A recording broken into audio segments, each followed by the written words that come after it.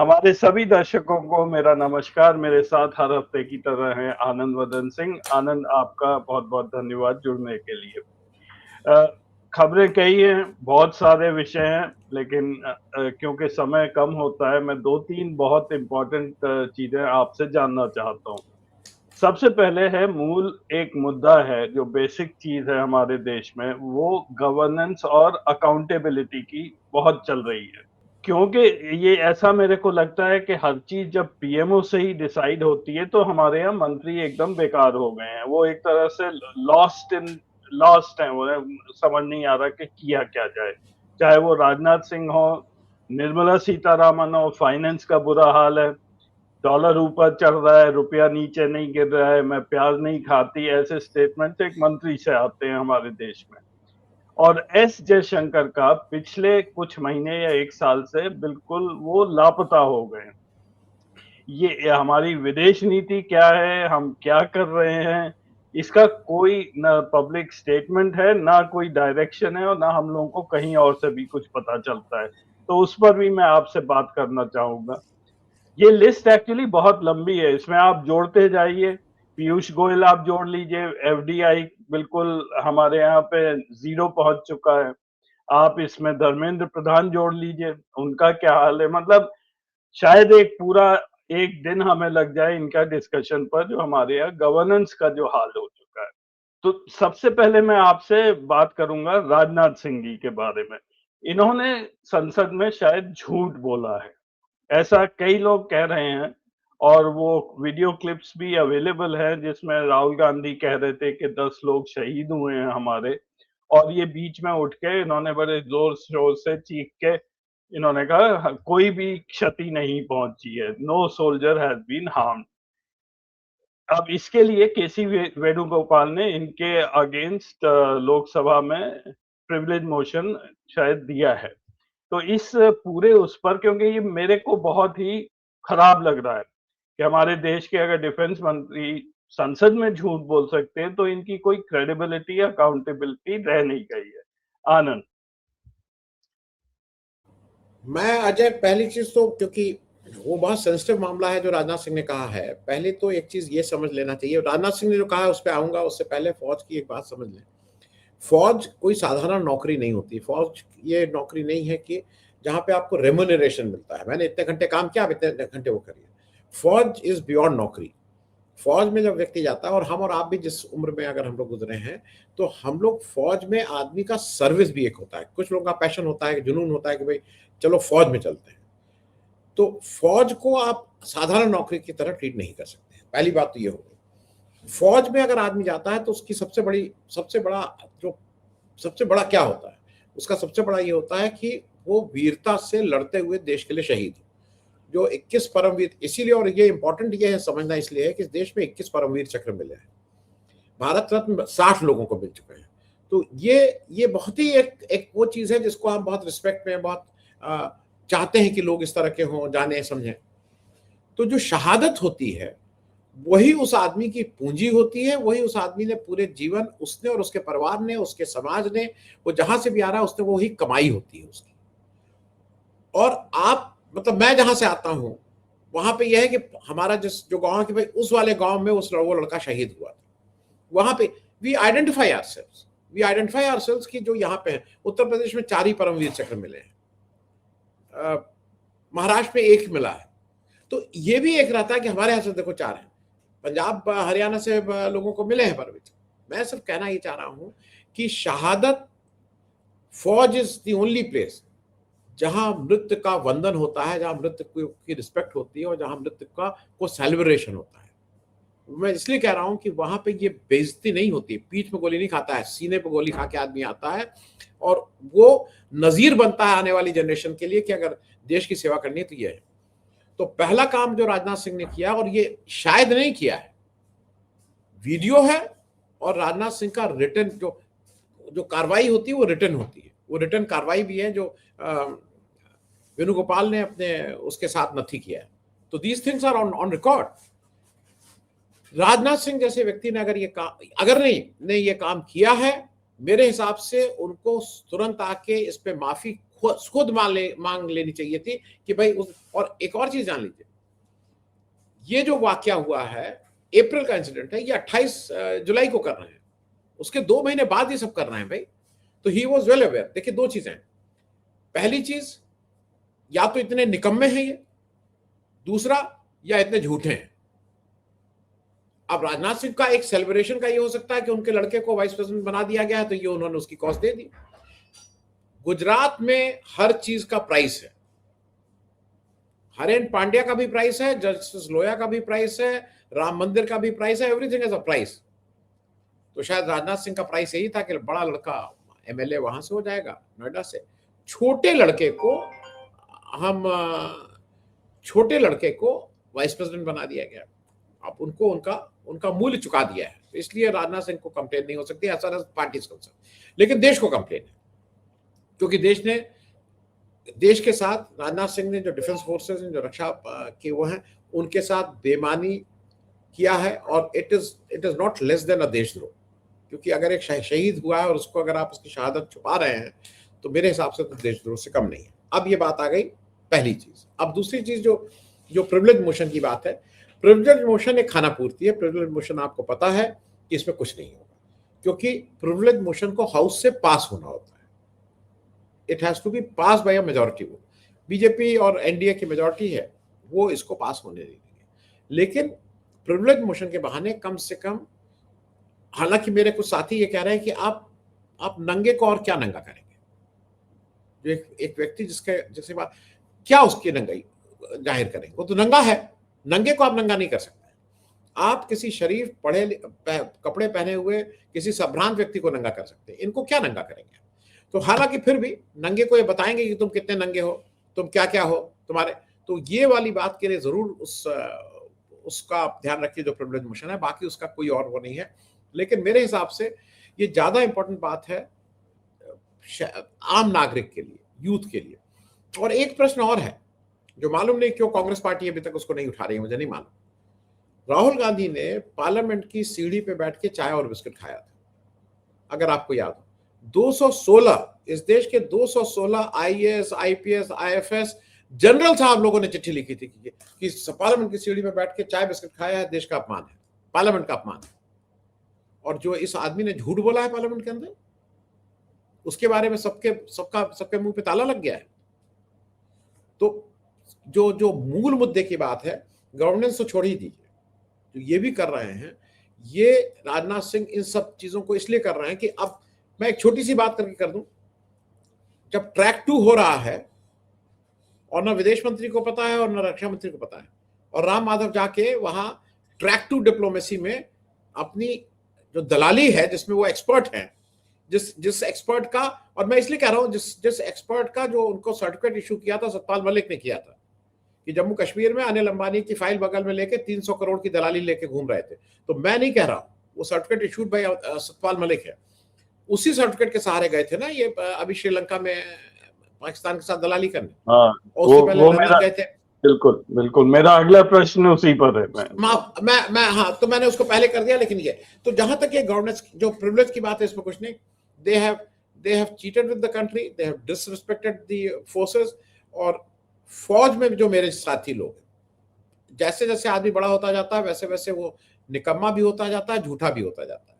लेकिन bye and large फौज में इसमें दुख है, क्षोभ है और गुस्सा है। अजय आनंद, एक चीज और है कि कांग्रेस पार्टी अभी भी कह रही है कि 10 लोग हमारे शहीद हुए थे।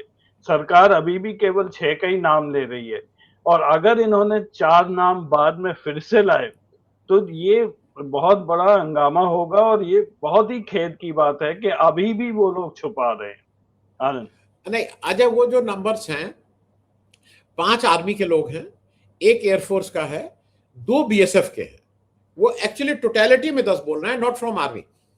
जब एक्चुअली क्या है कि वो एक ग्रे एरिया हो जाता है, क्योंकि हम आम भाषा में बीएसएफ और इनको भी हम ये मानते हैं कि ये सुरक्षा बल ही है। लेकिन उसका अगर फाइन प्रिंट देखिए तो वो सेंट्रल आर्म पुलिस है। वो रक्षा मंत्रालय के अंदर नहीं आते हैं, वो गृह मंत्रालय के अंदर आते हैं। और मैं आजकल जब साइकिल चलाने जाता हूं तो वहीं सीआरपीएफ का हेडक्वार्टर, देश के जो 4 जोन है उसका एक जोनल हेडक्वार्टर यहाँ है। कल उनके डीजी साहब आए थे, क्योंकि जौनपुर के रहने वाले हैं, तो उनका इंस्पेक्टर कह रहा था, अरे घर जाना है, घूमने घामने आए हैं यहाँ, अपनी बीवी बच्चों के साथ पिकनिक करेंगे और फिर चले जाएंगे। ये डीजी साहब के लिए कह रहा था। डीजी साहब कोई राजपूत हैं, सिंह साहब हैं जौनपुर के, तो घूमने और पिकनिक मनाने आए हैं। मैं ये बातें इसलिए कह रहा हूं, सीआरपीएफ और सेंट्रल आर्म पुलिस को बीजेपी का जो कौन सा दल होता है, कुछ वो अब कुछ ही दिन रह जाएंगे, अगर ये सरकार रही तो मुझे लगता है कोई कहेगा 5 साल, कोई कहेगा 2 साल, कोई कहेगा 10 साल में ये सीआरपीएफ और ये जितनी सेंट्रल एडमिनिस्ट्रेटिव पुलिस है, ये आपको देखेंगे कि भगवा वस्त्र पहन के ये भी कुछ उस तरह के नारे लगाते हुए, जो जयकारा नहीं होता, वो जो होता है, जो राम भक्त जाते हैं, शिव भक्त जाते हैं पानी लेके, उस तरह के सब, इनकी ड्रेस भी वही हो जाएगी। वो मुझे कोई ताज्जुब नहीं होगा इसमें। अजय जी आनंद, अब मैं आता हूं आज के दूसरे विषय पर। ये आपने जिक्र इसका किया है, मैं थोड़ा आपसे डिटेल में जानना चाहता हूं।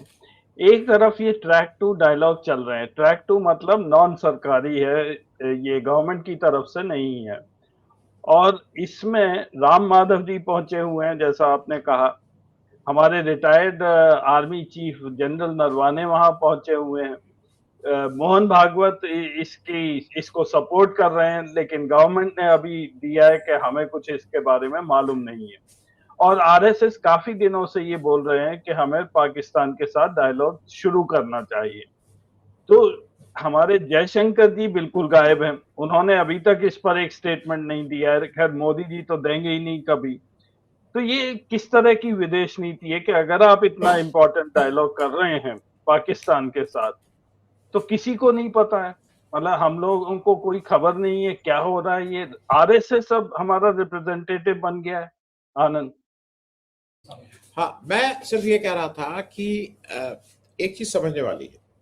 पहले चीज समझ लीजिए, इसको ट्रैक 2 नहीं, अब कल नया टर्म आया, ये ट्रैक 1.5 है। उसका एक नया टर्म लाए हैं कि ट्रैक 1.5 है। मतलब अच्छा, ये जो पूरी आरएसएस है, और ये खास करके राम माधव जिसमें स्पेशलिस्ट हैं, जो इस तरह की दलाली, इस तरह की ब्रोकरेज करने में बहुत एक्सपर्ट हैं। अगर आपको याद हो, मैं ये राम माधव को मैं बार बार इसलिए ला रहा हूं कि आपको ये मानना होगा कि इनके सबसे बढ़िया सिपह सालार वही हैं। कश्मीर में जब इलेक्शन हुआ था 2014 में, अगर मैं गलत नहीं हूं, 2014 के में 14 ही में हुआ था, तो इन लोगों ने 3.5 महीना लगाए थे अपना कॉमन मिनिमम प्रोग्राम बनाने में, और राम माधव और 2 लोग इधर से बीजेपी की तरफ से और 2 लोग पीपीपी की तरफ से बैठे थे, और इन लोगों ने डिटेल ये किया था कि तुम ये, मतलब लूट का पहले तय हुआ था कि तुम पीडब्ल्यूडी लूटोगे, हम इरिगेशन लूटेंगे, तुम यहाँ लूटना, मैं यहाँ ट्रांसफर पोस्टिंग में, ये शिक्षा तुम ले लेना। ये जो लूट की एक पूरी स्क्रिप्ट बनी थी।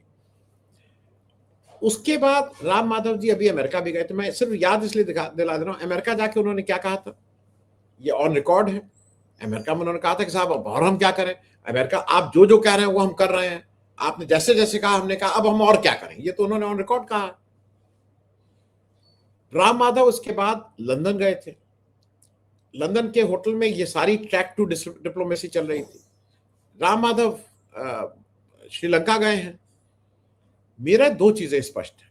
देखिए, एक चीज यह है कि मैं व्यक्तिगत रूप से, और मैं जिस फिलॉसफी को मानता हूं, उसमें मेरे हिसाब से पाकिस्तान से आपके अच्छे संबंध होने चाहिए, इसमें कहीं कोई दो राय नहीं है। हमारी हरदम बातचीत होनी चाहिए पाकिस्तान से। उसके कई कई कारण हैं। पहला, हम एक ही हिस्से के लोग हैं जो 1947 में अंग्रेजों के द्वारा हम अलग अलग कर दिए गए, तो हमारा सोचना, उठना, बैठना, बहुत सी चीजें एक साथ होती हैं। मैं इस बात को इसलिए भी कह रहा हूं कि आज अगर हमारा पाकिस्तान से बहुत तानातानी है, हमारा बॉर्डर ठीक नहीं है, तो उससे उसकी कॉस्ट भी बहुत ज्यादा है। एक छोटा एग्जांपल दे रहा हूं। नो फ्लाइंग जोन है पाकिस्तान, और हमें कहीं भी बाहर निकलना है, अगर यूरोप जाना, कहीं भी जाना है, तो हमें पाकिस्तान से ऊपर फ्लाई नहीं कर सकते। सिर्फ एक इस कारण से हमारा और आपका हर का टिकट कम से कम 10% 15% महंगा होता है। अगर वो 90,000 का टिकट है तो कम से कम 9,000 रुपए आप इसकी तरफ दे रहे हैं। ईंधन खर्च होता है, अगर ज्यादा फ्लाइंग टाइम है तो उसका मेंटेनेंस ज्यादा होता है, उसका टर्न अराउंड टाइम होता है, उसका वियर एंड टियर ज्यादा होता है। ये सारी चीजें हैं। तो आपके लिए ये आर्थिक रूप से यह है कि आप उनके साथ आपके ठीक रिश्ते हो, नंबर 1।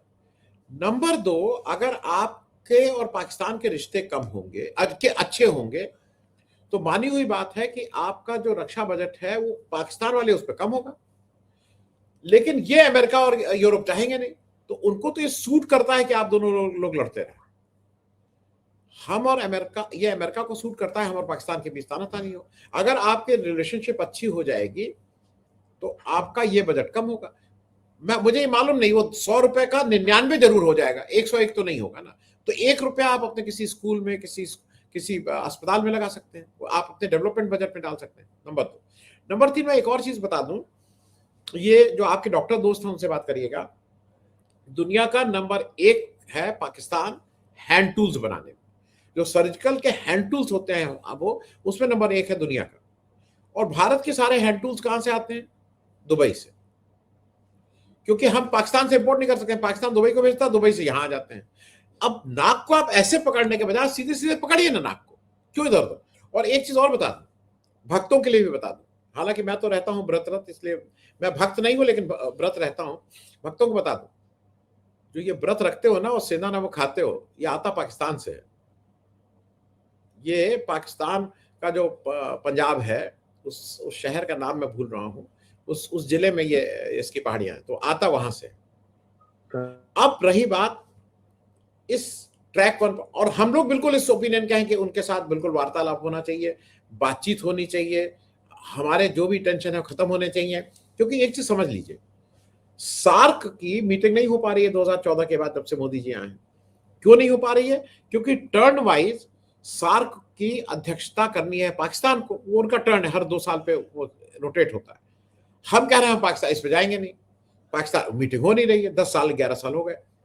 आज ये बात तय है कि अगर सार्क रिवाइव हो जाता है तो दुनिया को जो हमारा सपना है ना विश्व गुरु होने का, हम रूल करने की स्थिति में होते हैं।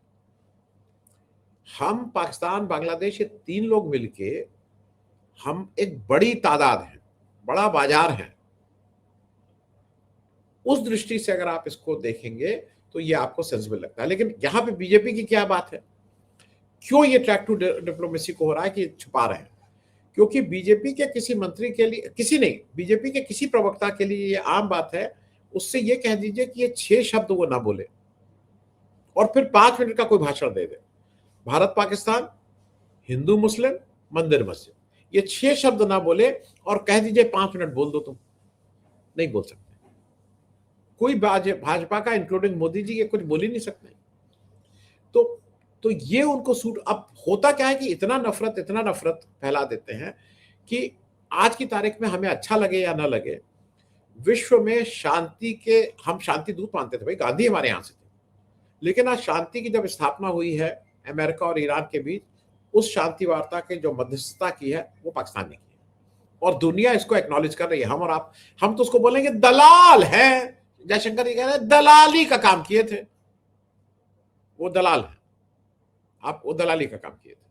तो ये सब बेवकूफी की बातें कर करके आप अपनी हंसी भी उड़वाते हैं। वर्ल्ड फोरम में यू बिकम वेरी लाइट और आप सिर्फ हंसी का पात्र होते हैं। अजय जी आनंद, अब आते हैं तीसरे विषय पर। ये पिछले हफ्ते भी मैं सोच रहा था आपसे बात करूं टीएमसी के बारे में। टीएमसी सडनली इलेक्शन के बाद बिखर गई, टूट गई, तोड़ दी गई। MLA MP suddenly move out कर गए। ये उस समय चौंका देने वाली बात थी। ये 20 एमपी की मैं बात करूंगा आपसे कि ये लोग छोड़ के कोई छोटी सी पार्टी इन्होंने ज्वाइन कर ली है, एनसीपीआई, उसमें मर्ज कर गए हैं। लेकिन हमारे ओम बिरला साहब उस पर कोई डिसीजन नहीं ले रहे हैं। हालांकि होना ये चाहिए था कि विद इन 24 आवर्स ये अप्रूव हो जाता। और जैसा जानते हैं हम बीजेपी को, उसको उनको इस समय एमपी की सख्त जरूरत है। तो एक मैं आपसे चाहूंगा कि पूरी ये स्टोरी टीएमसी की, ये क्यों टूटी और ये क्यों 20 एमपीज अभी तक एक तरह से लॉस्ट इन लिम्बो हैं। आनंद, 2-3 चीजें इसको समझ लीजिए। पहली चीज ये होता है, मतलब टीएमसी को पहले समझ लें, क्योंकि 2 अलग अलग पार्ट है। टीएमसी की बात पहले कर लेते हैं। ममता बनर्जी कहां से गई थी? ममता बनर्जी कांग्रेस छोड़ के गई थी। ममता बनर्जी ने टीएमसी बनाई तो उनकी सबसे ज्यादा मदद किसने की थी? उनकी सबसे ज्यादा मदद बीजेपी ने की थी। ममता बनर्जी ने जो पहला प्रदर्शन वहां किया तो राजनाथ सिंह गए थे। ये सारी चीजें हिस्ट्री में है, मैं इसको रिपीट नहीं कर रहा हूं। ममता बनर्जी को टीएमसी बनाने में सबसे ज्यादा मदद बीजेपी ने की थी, इसमें कहीं कोई दो राय नहीं। अब आ जाइए, जब इंडिया गठबंधन बना, भारत का एक विपक्ष बना 2023 में, तो उस विपक्ष में कितने प्रधानमंत्री के कैंडिडेट थे? नीतीश कुमार नंबर 1, सबसे पहले प्रधानमंत्री पद पे वही बैठेंगे। उसके बाद एक और कुर्सी लगाई जाएगी, उस पे शरद पवार बैठेंगे। तीसरी कुर्सी पे ममता बनर्जी बैठेंगी।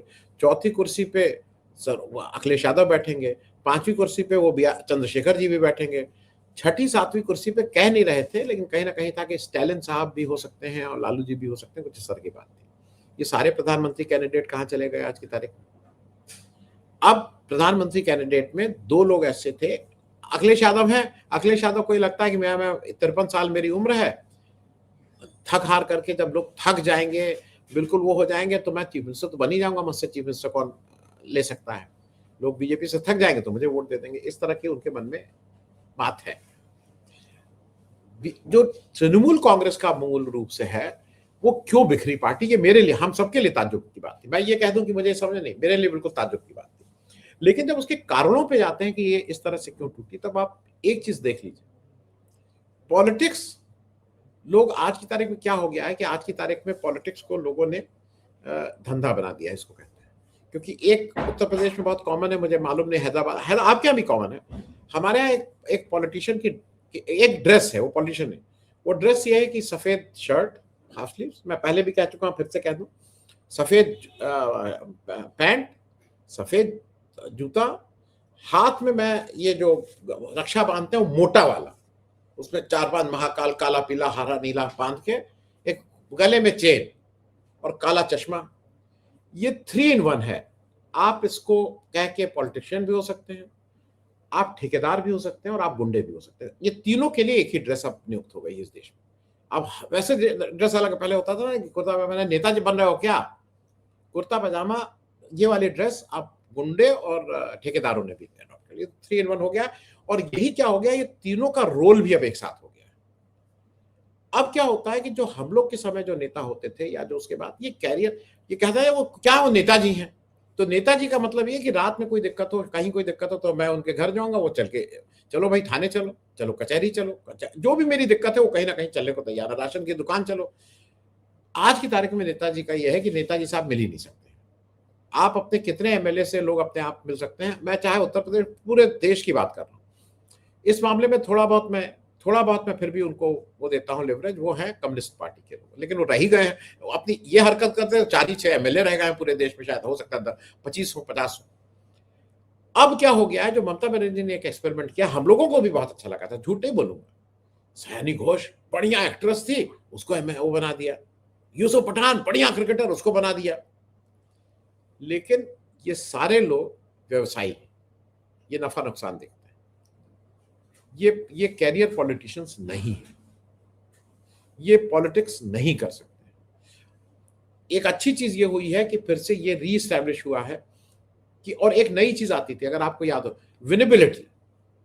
ये विनेबिलिटी क्या होती है भाई? क्या विनेबिलिटी होती है? मैं इस क्षेत्र में हूं, मैं किसी भी पार्टी का झंडा उठाता हूं, मैं 40 साल से उस पार्टी का झंडा उठा रहा हूं। आप विनेबिलिटी के नाम पे ले आके यूसुफ पठान को और हेमा मालिनी को और सयानी घोष को यहां से लड़ा देंगे? नहीं, फॉर दैट मैटर कांग्रेस की मैं बात कर लूं, वो कौन है क्रिकेटर एक जो पकड़े गए थे बेईमानी करते हुए?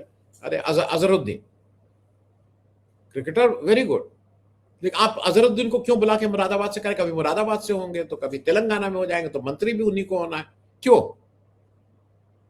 कल के दिन इतना भी अगर वो स्क्रू पूरा भी टाइट नहीं करना है अमित शाह को, सिर्फ पेचकस लेके आ जाएगा ना, तो जहां कहेंगे वहां ताता थैया करेंगे ये सब। तो वो एक अच्छी चीज हुई कि between a politician and between ठेकेदार, ये जो इस तरह के जो लोग थे, उन लोगों के बीच डिफरेंस हो गया और इसीलिए पार्टी टूटी है। अब बात आ जाते हैं, जो आप ये पूछ रहे हैं कि ये क्यों हुआ और कैसे हुआ।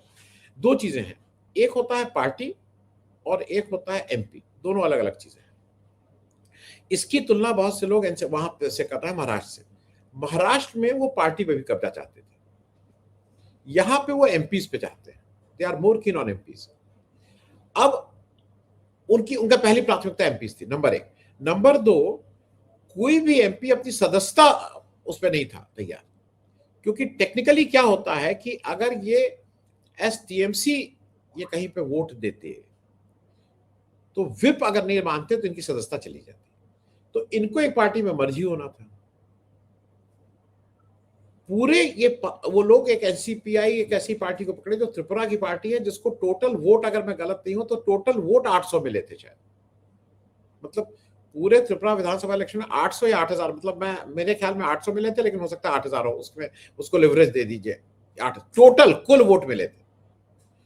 तो वो तो दाव पेच है। वो वही चीज है कि 28 साल मुकदमा चलने के बाद जो जज साहब हैं उत्तर प्रदेश में, बाबरी मस्जिद को कहते हैं, बाबरी मस्जिद वो तो गिरी ही नहीं, अडवाणी जी से लेके उमा भारती सबने देखा, नहीं हम फोटो को तो मानते, फोटो है कि उमा भारती मुरली मनोहर जोशी की पीठ पे चढ़ी होके हाँ कर रही हैं, लेकिन ये वाला एविडेंस हम नहीं मानते हैं। हम पीली वाली फोटो मानते हैं, नीली वाली नहीं मानते। और हुआ क्या, वो जज साहब जैसी खत्म हुई यादव जी, वो तुरंत क्या लोकायुक्त या डिप्टी लोकायुक्त तुरंत, अच्छा बीजेपी की एक अच्छी चीज है, वो वेट नहीं करती, तुरंत दान महाकल्याण, इस हाथ लो उस हाथ दो, अजीत पवार इधर आओ मंत्री बनो, जितने बेईमान है तो वो ठीक है। कांग्रेस में थोड़ा धीरे धीरे एडजस्ट होता था, कांग्रेस में भी बेईमानों की कमी नहीं है, पड़े रहते हैं। राहुल गांधी खुद ऑन रिकॉर्ड है कि हमारे यहाँ बीजेपी के स्लीपर सेल है।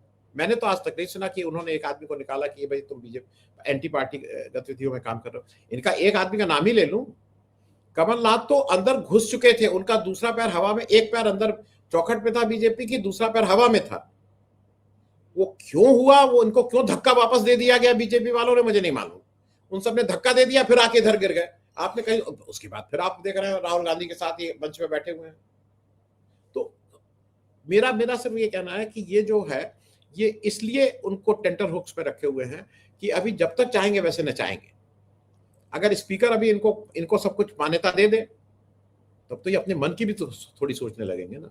अभी मान्यता नहीं मिलेगी, वोट दे लो, थोड़ा नाच आंच लो हमारे उससे, उसके बाद दिया जाएगा मान्यता भी देंगे। आगे पीछे मान्यता क्या देना है, एनसीपीआई का कोई मान्यता दे देंगे।